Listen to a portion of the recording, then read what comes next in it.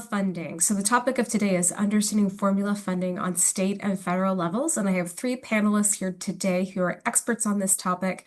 And I'm really excited to ask them a series of questions. And then you will also have the opportunity to ask questions at the end. So if you have them, jot them down, drop them in the chat, and we'll be sure to get back to you at the end of the conversation today. If you're joining us, we're going to ask that you stay on mute until we open up for the Q&A session. And we'll also be monitoring that on our end too to make sure everyone stays on mute. So Maddie, can we go to the next slide, please? All right, so we're going to have a speaker panel. We'll have an audience Q&A. Then there's going to be an evaluation to let us know how we did and how we can improve this for our next quarterly webinar. And then we've got some announcements at the end. All right, next slide. So a little bit about IEL. I'm sure if you're on this call, you are familiar with us in some regard, but we change systems through people. We consider ourselves movement builders, and our goal is to create strong capacity for all levels when we help local leaders drive meaningful change for communities, families, and children. Next slide, please. And what we do, IEL has a tremendous reach in 2025. We've impacted 460 school districts, which translates to 18,000, schools and 12 million students. And so 2025 still has a few months left, so we hope to engage all of you and add to those numbers to increase our impact, increase the work that you are doing. Next slide, please. Go ahead and skip to the next slide, Maddie. All right. So with that, let me go ahead and introduce our panelists for today. We are joined by three speakers. Professor David Backer. He's an associate professor of education policy at Seton Hall University, whose research, teaching, and organizing focus on ideology and school finance. A former high school teacher, his research has appeared in the Journal of Urban Affairs, Journal of Education Policy, Journal of Educational Human Resources, Journal of Educational Administration History, Harvard Education Review, as well as popular venues like Have You Heard, Crane's Business Chicago, Phenomenal World, African American Policy Forum, The American Prospect, N+1, Dissent, and Jekbin. If we could have everybody make sure that they're on mute. His new book, As Public as Possible, Radical Finance for America's Schools, out of New Press, comes out at the end of this year in December. Thank you, David, for joining us. Our second speaker is Chris Duncombe, who focuses on K-12 school finance as a principal at Education Commission of the States. Chris has 10 years of experience working on fiscal policy at the state and local level with a focus on school funding. And his previous research in Virginia informs state policymakers in the design of equity-based school funding.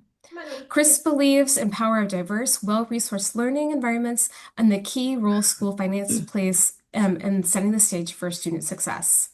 Matt, if we can make sure everyone's in mute, that'd be great.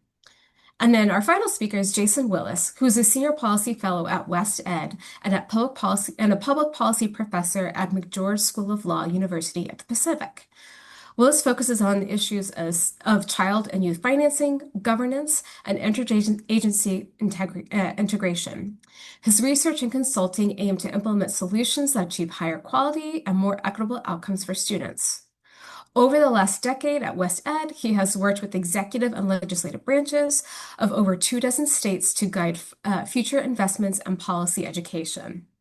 He has advised national education organizations, commissions, and advisory groups, including the NGA, the National Governors Association, the Council of State Governments, and the National Equity and Excellence Commission. Before that, Willis served as the Chief Financial Officer in California school districts, including those in Oakland, which is my hometown, Stockton, and San Jose. He also teaches on these topics at McGeorge and has lectured at Yale, USC, UC Berkeley, and Stanford. Please join me in welcoming all of our speakers for today. All right. So with that, let's go ahead and get started with our panel discussion.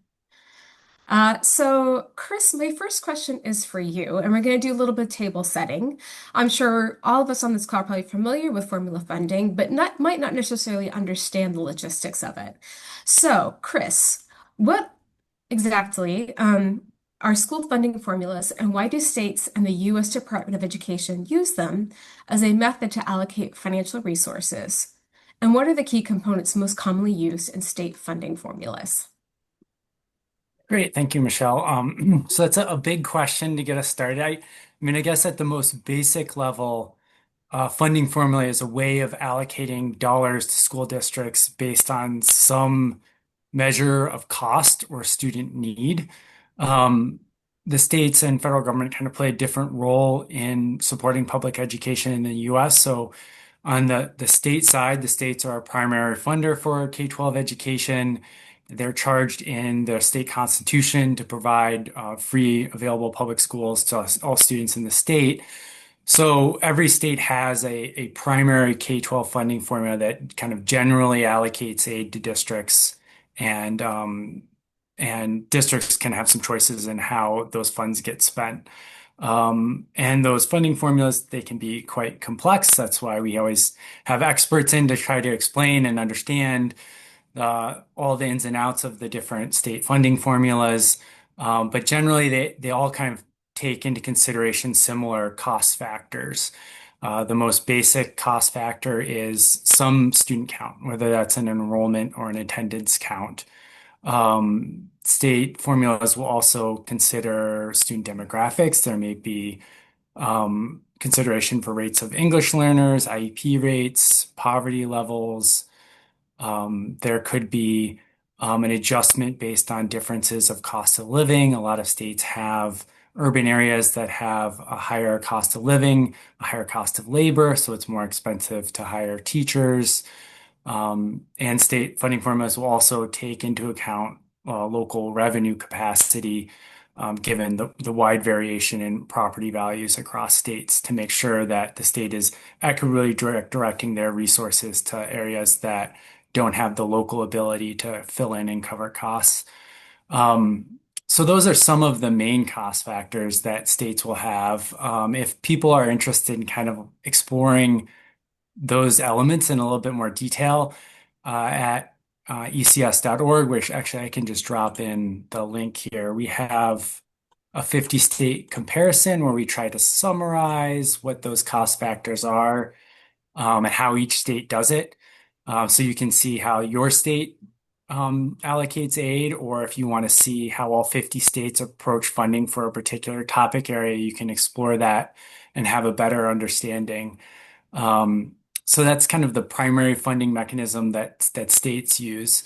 On the federal side, and this is, I don't have as much complementary research as I typically focus on state funding. But on the federal side, federal dollars are typically more targeted for particular programs or for supporting particular student populations. So the big federal programs that get supported, like the National School Lunch Program, that's the federal government reimbursing districts for um, partially or fully for school meals, depending on the student's eligibility. Other than that, the federal government has large programs that support particular student populations, like their Title I funds that are dedicated towards trying to close achievement gaps for students living in poverty, or their IDEA funds for students with disabilities. So it's typically targeted towards a student population or a particular program. But the federal government can also play a really important role in helping to fund pilot initiatives and state innovation. And in times of kind of external shocks or impacts like we saw during COVID or the Great Recession, by providing funds to try to stabilize systems where if local and state economies are in flux, to ensure that education isn't jeopardized. So that's kind of like my big picture overview of state and local, state and federal funding formulas. Big picture, but very detailed. Thank you so much for that. I learned something out of that. Can I ask you a technical question, kind of drill down a little bit? You talked about districts and states getting reimbursed for expenses from the federal government for school lunch programs, for example. Do they bake that into their funding formula in anticipation of getting those rebates or refunds, excuse me, or is that an external budgeting mechanism that they use? Well, the federal government sets the rates.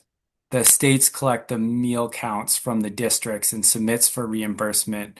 The districts, when they're doing their budget, know what the reimbursement rates are, so they can budget for how much they're expecting to get from the federal government. And Jason, you probably know this in better detail if you wanted to jump in. Oh yeah, that's Chris is precisely right in terms of the mechanism itself. I was just going to offer that uh, starting back actually a year or so before the pandemic, the federal government had been moving to try to streamline the administrative time and energy that it took to do exactly what Chris was saying in terms of the collection of all those applications on an annual basis, and recently have put in place what they call a community eligibility provision or SEP, which basically allows a school to benchmark at a certain number of or proportion of its students that qualify. So it allows dollars to flow through, as Chris said, the Title I program directly to the school without that school having to invest all that time to collect all that paperwork and do that reporting. So, good on the federal government for taking that step, for trying to streamline some of the allocation of those much needed resources. Great. Thank you for indulging me on my wonky question. That actually leads a little bit nicely to my next question, which is for you, Jason. How can state and local education agencies prepare for financial uncertainty and respond to federal and or state funding cuts? Yeah, it's a great question, Michelle, and I think a lot of often emotion that gets wrapped up with either reductions in funding. These are pretty precious, limited resources that we're trying to leverage, not just in public education, but also other child serving sectors. And in that regard, even on the other side, as Chris was saying, when we get huge infusions of, often one-time cash that are helping to build or recover from economic or public health distress in the system, there's a lot of time and energy that goes into making those decisions about where those funds are going to go.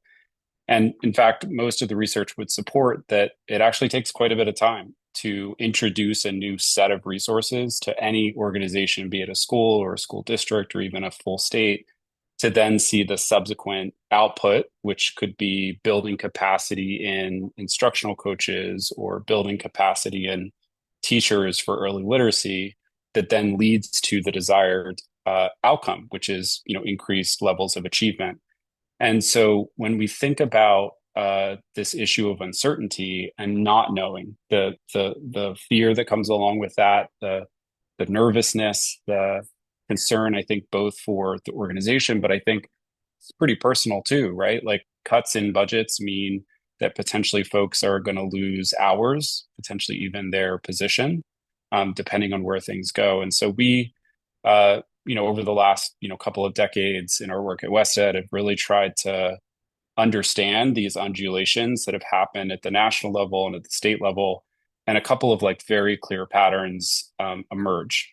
The first of which is, despite what's happening, right, in the current context, you've got a lot of stuff that's going on inside of the Beltway, a lot of shifts, pretty big shifts in federal policy and funding. And some of those are just things you read in the news, right? Like somebody's going to make a statement from the administration, doesn't necessarily make it true, right? So there's a very easy way to kind of get caught up in that tumble dryer, right? Of like going over and over and over again. And what we suggest is, keep, whatever keep the main thing, right? If you're a school, if you're a school system, a charter school, or a nonprofit that's supporting children and youth in your community, it's very likely that you've got one, two, maybe three really important things that you are trying to make a difference. And what I would suggest is that, from what we see in the research, in addition to like how we've observed these trends over time, it serves organizations to something we say often, which is steady over swing, right? So steady the ship, stay really focused on the set of priorities that you want to make a difference for children, youth, and families, and make every decision that you are thinking about either that is, internally motivated or you're responding to an external factor like a shift in federal funding in one of the title programs or a shift in state funding because the state's trying to cover a revenue gap, make it relative to those priorities. So that's number one. The second is what we kind of a lost art for us in public education, but it's, scenario planning. So there's a lot of sectors that are actually really well known for this. We use it on occasion in education, but it is not a practice that we see often used in organizations. And what I mean to say by scenario planning is creating the time and space for organizations and communities to sit down and really just map to say, listen, we're not sure what the choice is going to be, but if this choice were to be X, what is my response? A, right? If that external factor ends up being Y, what is my response as a community? B, right? And so even taking like a series of time to like flush out like what your response might be, document that, have that ready when those choices are being made, creates the opportunity for the organization as a whole rather than a single individual to pivot and move a lot more quickly, right? And what we see a lot with systems is that everyone's like waiting with bated breath. They're like, "Did you hear? Have we gotten the email? Did we hear about?" Right? Like that's the emotion that's coming up. And so we really think that the scenario planning allows you to both play out, what some of those potential outcomes will be, but also begin to wrap your mind around the implication of how your organization may function different or how adults are going to be interacting with one another.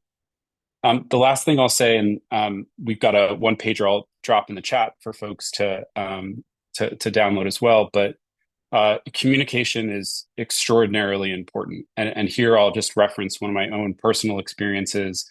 I was the chief financial officer in Stockton Unified at the height of the Great Recession. For those of you that were in public education at the time, this was by far in the last century the biggest issue or just the most impactful moment.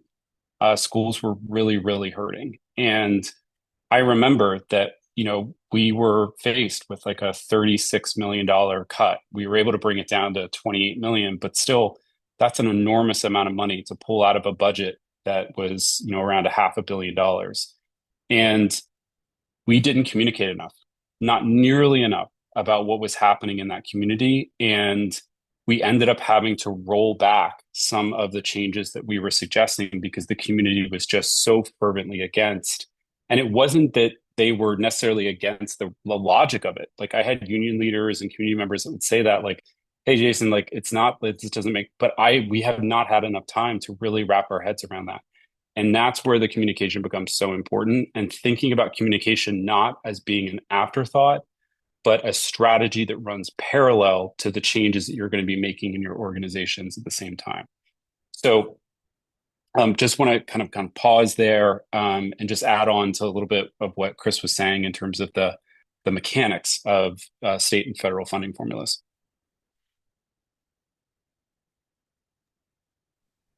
Great. Thank you so much. I appreciate that. Dave, my next question is for you. So how can data accessibility and accountability be built into funding systems to ensure public trust and impact tracking? Great. Yeah, this is a great question. Thanks, Michelle, and thanks everyone for being here and having me. I in thinking about this question, I want to answer it from my sort of disciplinary background, which is actually philosophy. And while we were talking about the mechanics before, just as Jason was saying, sort of how this works, what we can do to prepare, and sort of the guts of the thing, this question about trust, accountability, and accessibility goes something beyond mechanics. It goes to something political. It goes to politics and how these formulas kind of live their lives, so to speak, and how we think about them altogether, particularly as educational leaders. So I wanted to mention three kind of philosophical ideas that I think if educational leaders, I don't know, either think about them or hold them or use them perhaps as frameworks or concepts as we do this work with these formulas, it could be helpful. So the first one is a concept called the equality of intelligence. And this concept comes from a 19th century French educator named Joseph Jacotot. And he had this pedagogical approach where he said, what we need to do when we're educating is to assume the equality of intelligence. And what that means is that every single person is equally intelligent to every single other person. Now, there might be inequalities of knowledge, and there might be inequalities of time and inequalities of resources. But that doesn't mean that anyone is less intelligent than anyone else.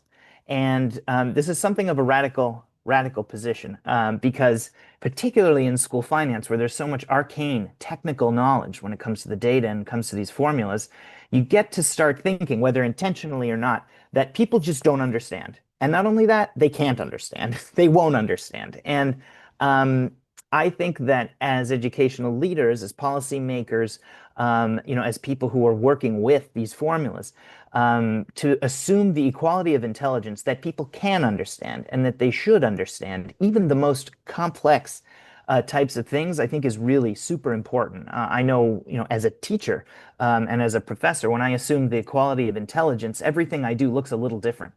And so I think it's having that principle sort of front and center is helpful. The second thing I wanted to mention is a funny little thing that's emerging in anthropology, and this is, I don't know, it's just a little quirky thing before I get to my last one, but there's a form of anthropology out there called technography, and technography treats algorithms and formulas as living things with cultures.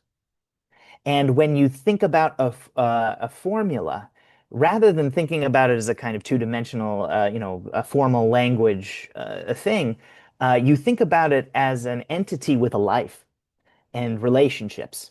And when we think about formulas technographically in that way, as opposed to ethnographically, the technographics versus ethnographics, we start to imagine these formulas perhaps a little differently.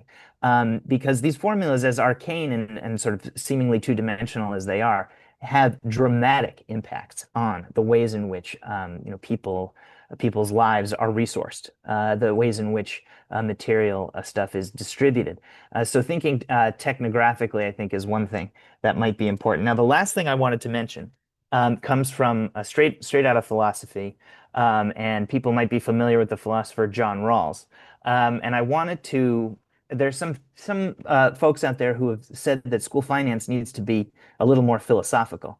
And one of the examples that they give is to think about school finance through what Rawls called the original position and the veil of ignorance. So I'm just going to rehearse that as a hypothetical for everyone listening, as a thought experiment. Okay, so and this is the way that I'm telling this is actually via the economist Yanis Varoufakis, the Greek economist. He told it this way in his textbook on political economy. And I do this with my students who are largely, in an educational leadership program getting their EDDs.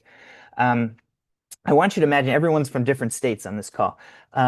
Imagine all of the school members of the school communities go to a stadium, the biggest stadium, a sports stadium in your state, and everyone files in and everyone takes a seat in this stadium.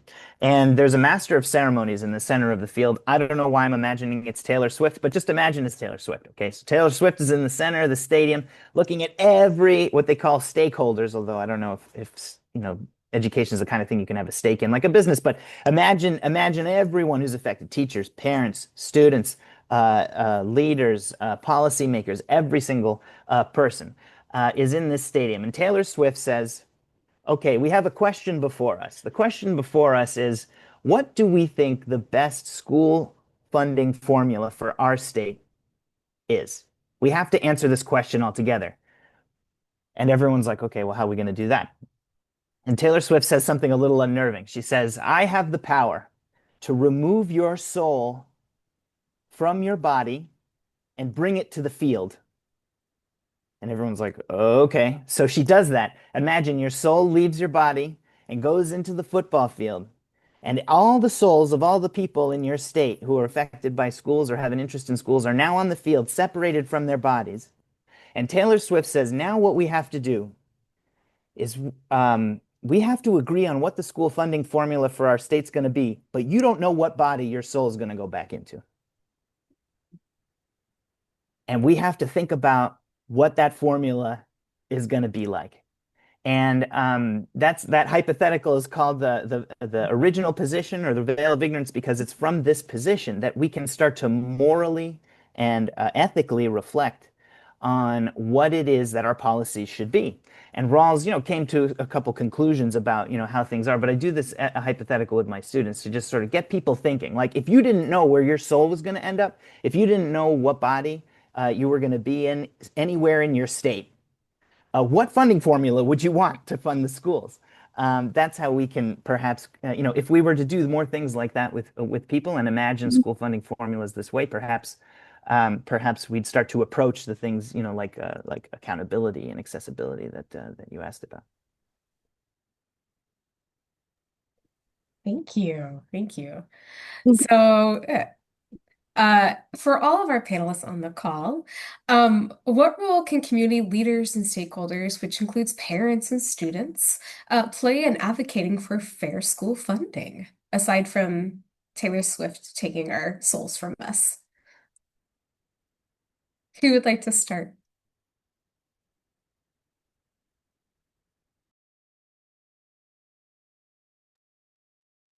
I certainly happy to get us started. Please, yeah.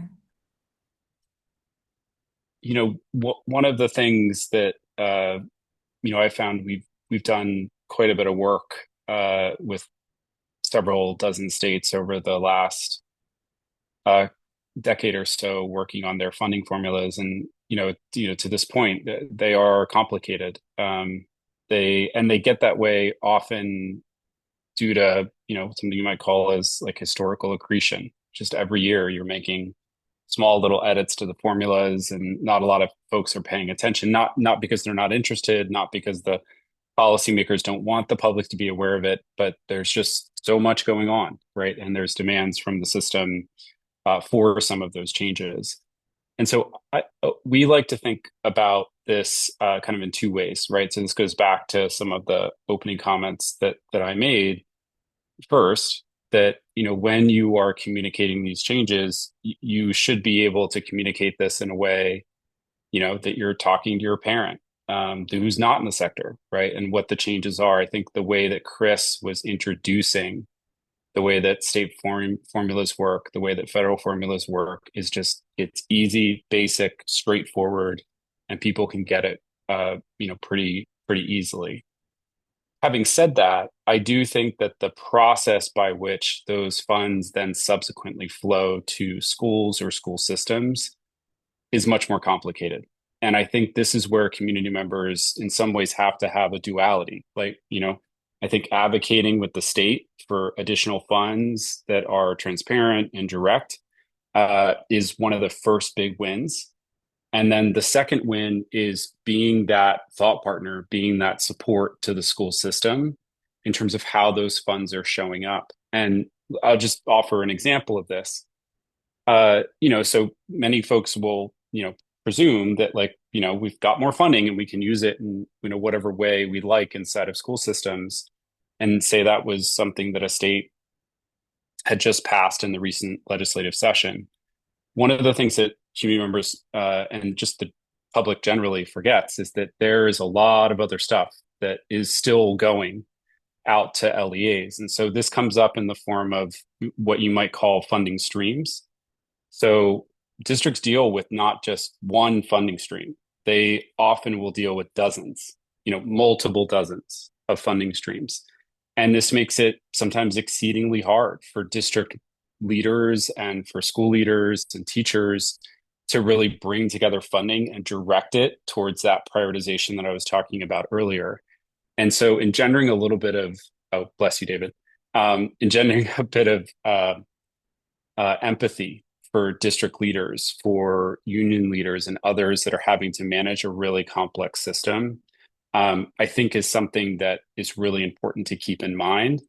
And, again, these community members can also advocate. They can say to the state, hey, listen, it seems kind of ridiculous that you're giving, 24 different pots of money to school districts. Can you make it a little bit easier, right? So there's a bi-directional conversation that I think where those assets and the positioning of both community members, but also staff inside of school systems, is, in my opinion, just an untapped asset that we are yet to really take full advantage of. To think about shifts and changes for our funding formulas, both Michelle, to your point about creating fairness for the students that need it the most, but also making sure that we're making this as effective and efficient as possible for leaders to deploy those resources. Great response. Thank you for that. Chris, I saw you came off mute.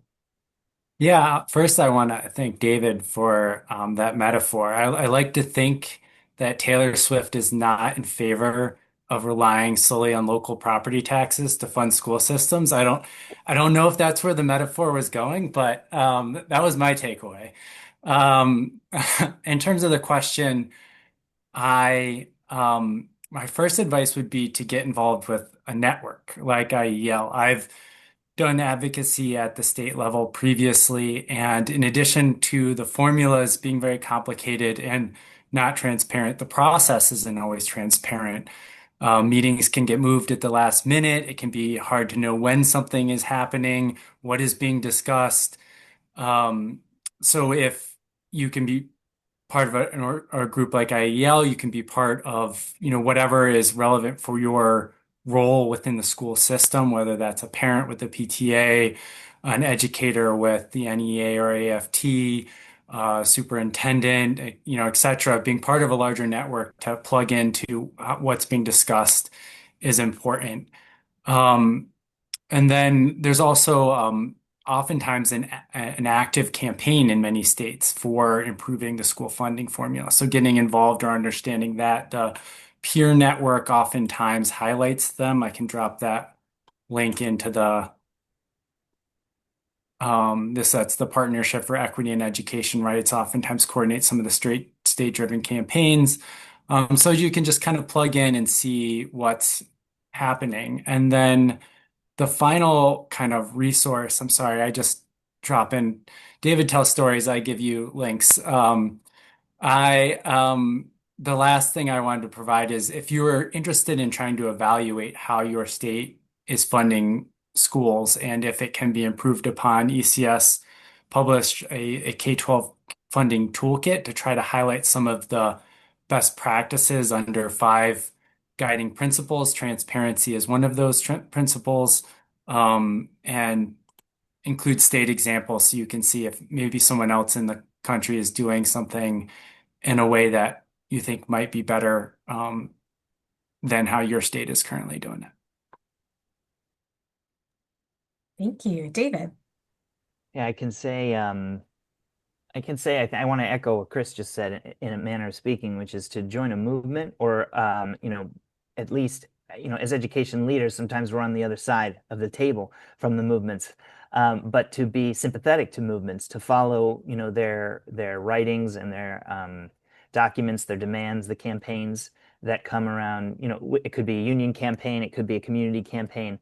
I think it's really important to pay attention to what's going on the ground, what people are organizing around.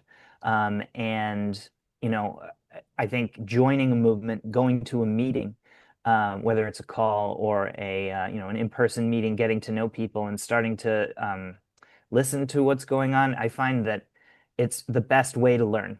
Okay, because what movements are trying to do is they're trying to change something. And when you have to change something, you have to understand what it is. And to understand what it is becomes very vivid through people who are trying to change it. And I've been leading some trainings here and there that I think we're getting going more formally in other places called Healthy School Finance. I'm going to put a link. It's my link tree, so it has a bunch of stuff on it. But the second link in the link tree is called the Healthy School Finance Worksheet. And this is a worksheet we've been distributing and working with movement groups and communities on that helps people slowly try to get into the financial documents of their school district, from the angle both of racial justice and climate justice.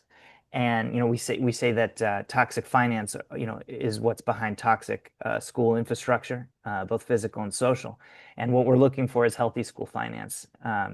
And we focus both on operating expenditures, that whose revenue from state funding and federal funding formulas definitely goes to, but we also focus on debt, and debt payments in the debt structure of the municipal bond market, that a lot of those tax revenues actually end up going into, in terms of paying off loans that districts have. So these are some tools that we're starting to generate. And if you find me on social media there on my Linktree page, I try to share as many resources as I can and put people together who are interested in working on this kind of thing. Great, thank you. It's a great reminder that if you want to get involved, you need to get informed. And I know that sometimes it can be really intimidating when you come to a space where you feel like everyone's an expert but you. But it's important to remember that you're an expert in your own experience and you have something to offer, and people have something to gain from you. So that's a great reminder to get involved. I have one more question for our panelists, and then I will turn over to you all in the audience. So get to thinking about what those questions might be, drop them in the chat, or I'll prompt you when to come off mute and ask your question. So my final question for all of you is, it's a multiple choice. You can choose which one of the questions you want to respond to. But if you could change one thing about how your state funds its schools, what would it be and why? Or what is one action item or takeaway you have for our participants from what we discussed today?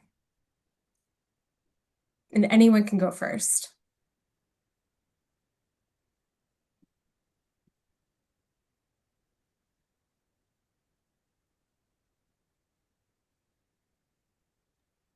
Yeah, Chris, please. I can jump in.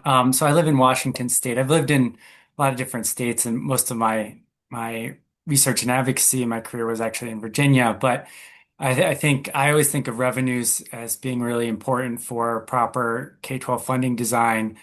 So Washington doesn't have a personal income tax to help fund their school system. I would be in favor of that. I think the reliance across our country on local property taxes, which is still the largest revenue source that supports single revenue source that supports our public education system, is a challenge that state funding formulas and federal funding streams haven't been able to overcome. So so transitioning away from reliance on local property taxes towards other revenue sources, I think, is important and something I'd like to see Washington State do. Thank you. David or Jason? Yeah, a couple things came to mind. I know you said one. In, um, in the first thing that came to mind is that in New York State, uh, we have something called, I'm in New York City. One thing that we have when it comes to school building funding is building aid revenue bonds. And building aid revenue bonds are a kind of bond that school districts have to sell on the bond market and then get a certain percentage reimbursed by the state according to a kind of minimum threshold that a project has to meet. And I just I just think it's so absurd. These building aid revenue bonds have a lower credit rating on average than other similar bonds, and I just think I guess that's not something the state can do, but I just think it's absurd. Like why rate the bonds that fund the school buildings that are that have the air that students and teachers need to breathe to focus? Why make it more difficult for schools and school districts to be able to fund their facilities in this way? It's sort of evidence for me of like how the whole kind of system needs transforming around facilities finance. Yeah, I'll plus one on what David and Chris are saying. I mean, we can debate somewhere else the merits of the mix of personal income tax versus property tax. I think, as with anything, in my experience, it all comes with pros and cons, right? Like stability versus just volume in terms of education funding. David's point, having worked at Standard and Poor's, that credit rating agency, is right. They operate by the rules of the financial sector. They don't operate by the rules of what is in the public's best interest. And I think your points are really great when thinking about repayment on, the specific mechanism of general obligation bonds. I don't know if you get any more certainty with property tax revenue. I'm really not sure there is any more certainty. And so when we think about interest rates, interesting. In any case, we'll push that to somewhere else. The thing, Michelle, that I just was scanning our participants here today, and it appears that many of them are doing work in their schools or school systems around implementation of community schools, which is a fabulous initiative, kind of finally got its day. In the last administration, California has experienced a complete boon around that work.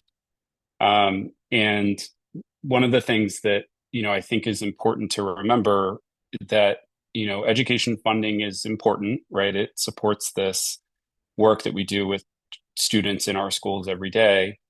And when you think about the complement, the types of things that you are trying to invest in through your community schools approach, I just got to say, there are a lot of other funding streams that potentially could be tapped.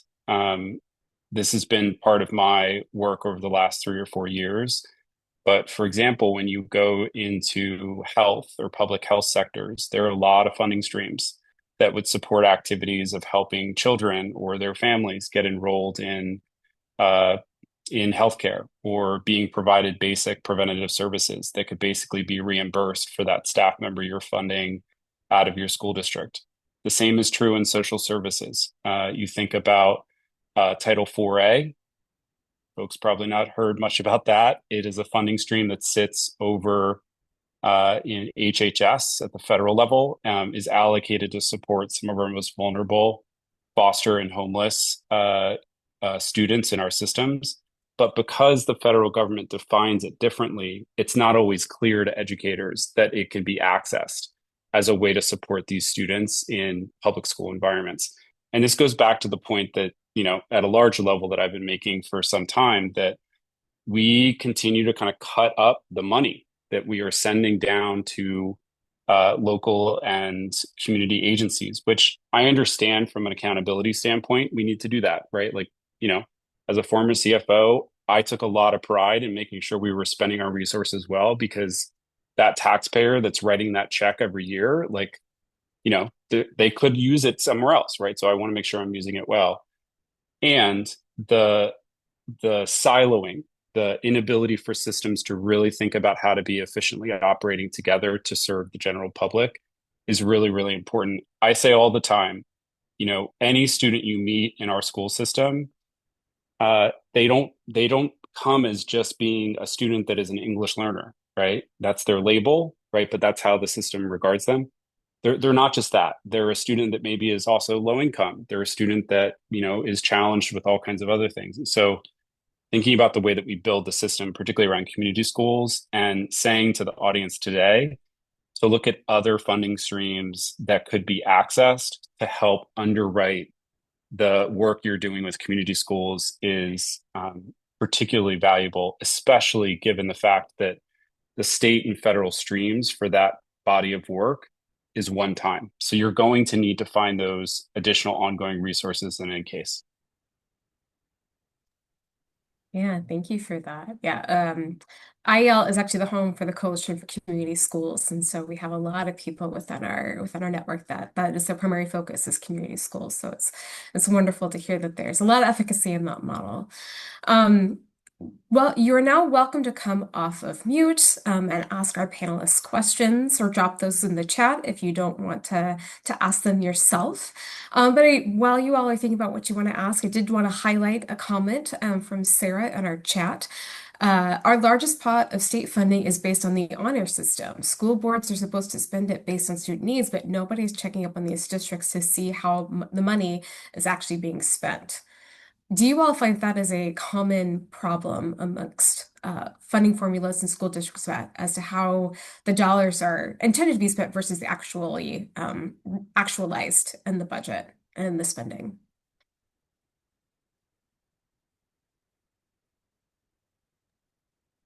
I can start with the evidence, Mhm. and then Okay, if Chris and David want to jump in, I know we've sure. got a couple of folks on from California, which is my home base, and a lot of other states will follow this kind of allocation method where, you know, what you call the kind of base aid, which is basically a general pot of unrestricted dollars that go to all systems. On top of that, they will allocate dollars, say, for example, to students that are in low income backgrounds or to students who have English as a second language. And generally, the research does show that when allocations are made from the state level, when the legislature passes, the governor signs that bill, that they are allocated from the state to the local school district level in a more equitable way, if that's what they were intended to do. The Hmm. thing that is less in this, we've seen this in California. Nevada has seen this shift as they move to the pupil-centered funding formula. Utah, to a lesser degree, as they've shifted some of their more equitable or equity-based funding streams. Also, Maryland is a great example of this on the Eastern Seaboard. New York, David, has had this for some time. So the evidence is clear around that, right? That when it comes from the state down to the district, it is coming in a more equitable and transparent manner. From there, there's a lot of questions, right? And I think this maybe plays a little bit to what Sarah is saying in her comment that school boards, from a governance perspective, they have the last call, right? Like they are the decision makers, right? Now there's 5 or 7 of them, and obviously the superintendent and their staff in a traditional school system, are putting together all that material. And there has been a lot of debate around like what is the right set of what you might call incentive, what I call incentives, what the field calls accountability and support to make sure that those dollars are directed in the way that really supports those students. Um, what I'll offer is just in my experience working with school systems is that this is a really challenging thing to shift, in particular because what I would call crosswinds, you have already established labor agreements or already established norms, cultural norms that the system has laid out in terms of how adults are coming into the system, how they're paid, how they're compensated, where they are, how much time they're spending. And so when you're trying to kind of push resources in a way that go out to students that need it the most, you're coming head on with those kinds of other crosswinds that create some challenges. And I think in this regard, we were talking earlier about where community can be supportive. I think this is a huge place, right? When district administrators, like as much as, we like to sometimes paint them with thorns or whatever the case is, they're really between a rock and a hard place, right? They're trying to manage the stakeholders in so many different places to make decisions that are in the best interest of children. And this is an opportunity for the community to come together and say, hey, listen, we know this funding is helpful to these students. And what do you need from us to help you drive and make those decisions in a really powerful way? So I offer some of the evidence and then obviously slipped a little bit into suggestions around what folks on the call could do. I was going to almost say something almost exactly the same as what Jason just said, which is that I think that, in studying this stuff, what I've seen is that I think that the school district as like a hyper local body of government, almost a fourth layer of government. We tend to think of the local, the state, and the federal, but I feel like the school district level is below the local in a way, and it's some of the most intimate ways in which people interact with government, interacting with a school district in terms of being taxed on your largest material investment, your real estate, and also your largest spiritual investment, which is your child. And a lot of times, and the funding is coming from so many different directions, in so many different ways, and in such a kind of mind-boggling way, I think people end up just kind of being like, where's the money going? It's corrupt.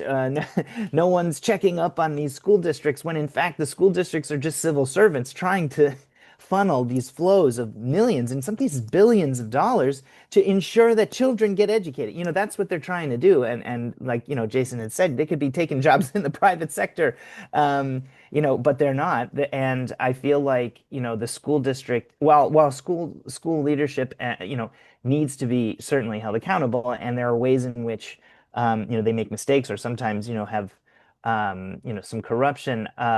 By and large, it's largely the arcane Byzantine and, I tend to think ungenerous kind of system that we have in this country that leads to a lot of the situations that we have.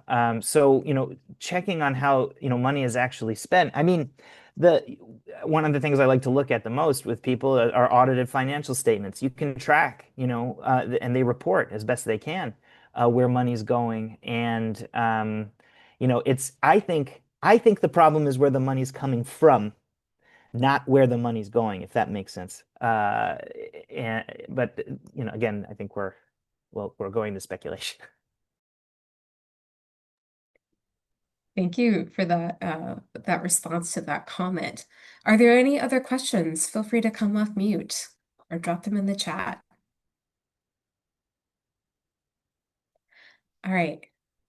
Greg asks, we have seen a dramatic shift in education policy and funding in this new federal administration. If we want to strengthen equitable funding allocations, how do we react to the fact that so much of our funding and oversight focused on equity has come from the federal government and may now be in doubt? How can residents and voters help advocate to protect public education resources and try to ensure that disparities don't widen? That's a great question.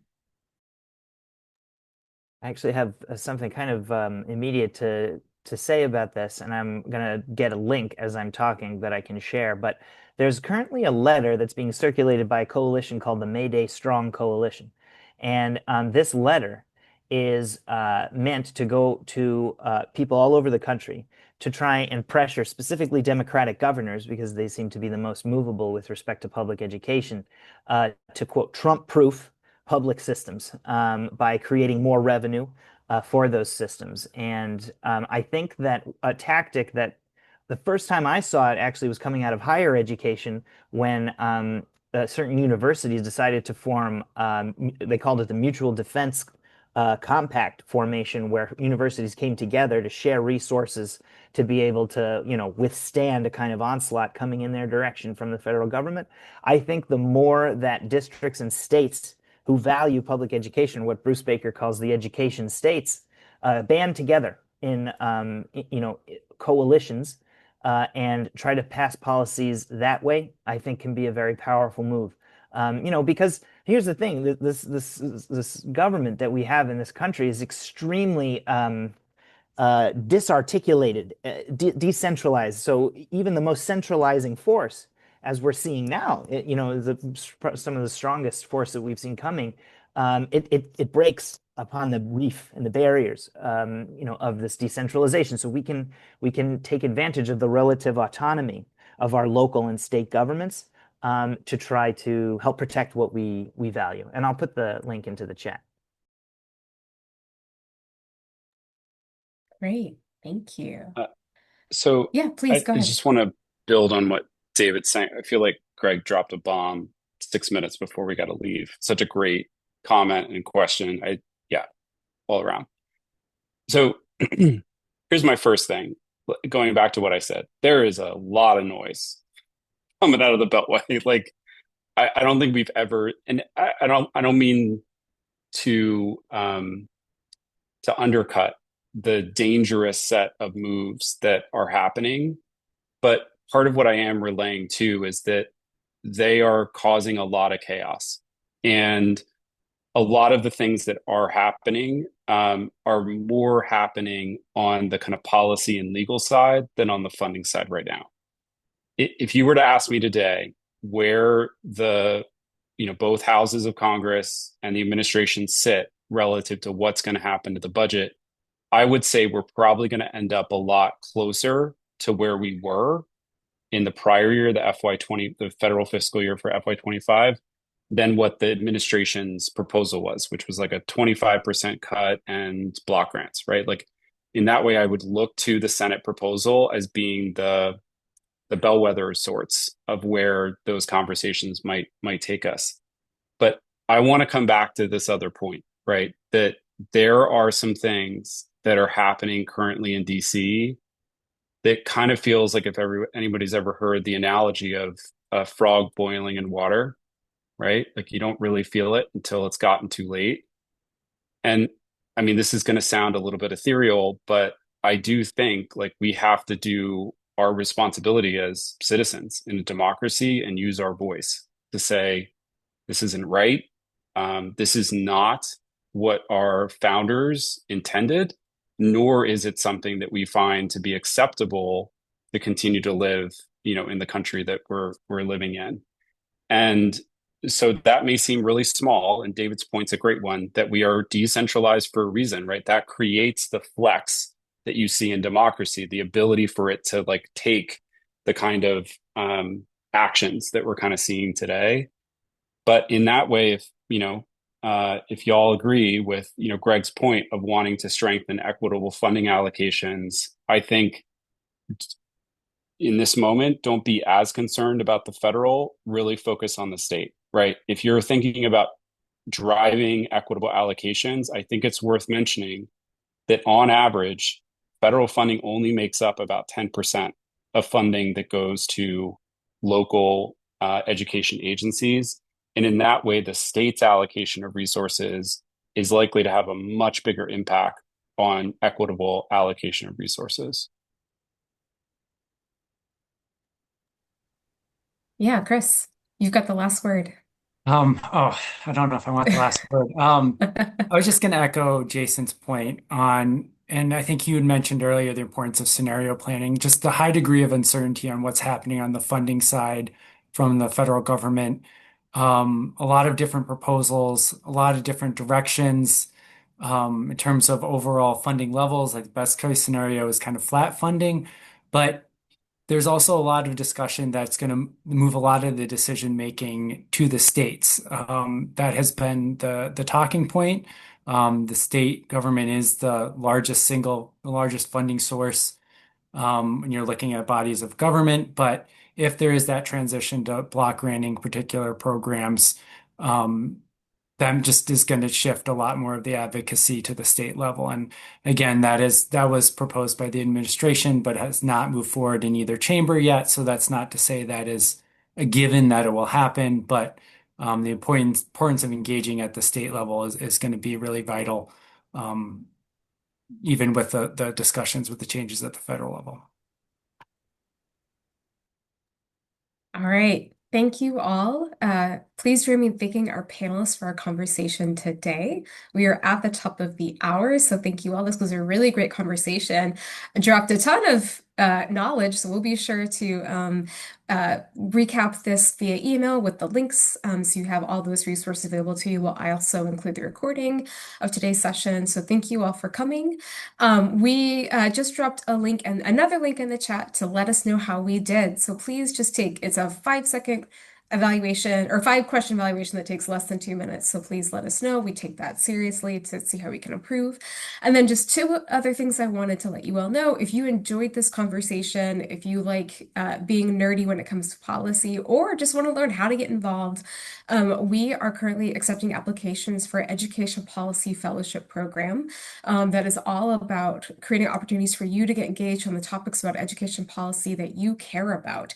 So we'll drop those links in the chat. And then also, don't forget that registration is open for our annual conference that's going to be taking place May 27th through the 29th in Long Beach, California.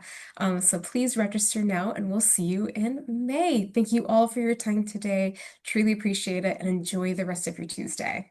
Thanks, everyone.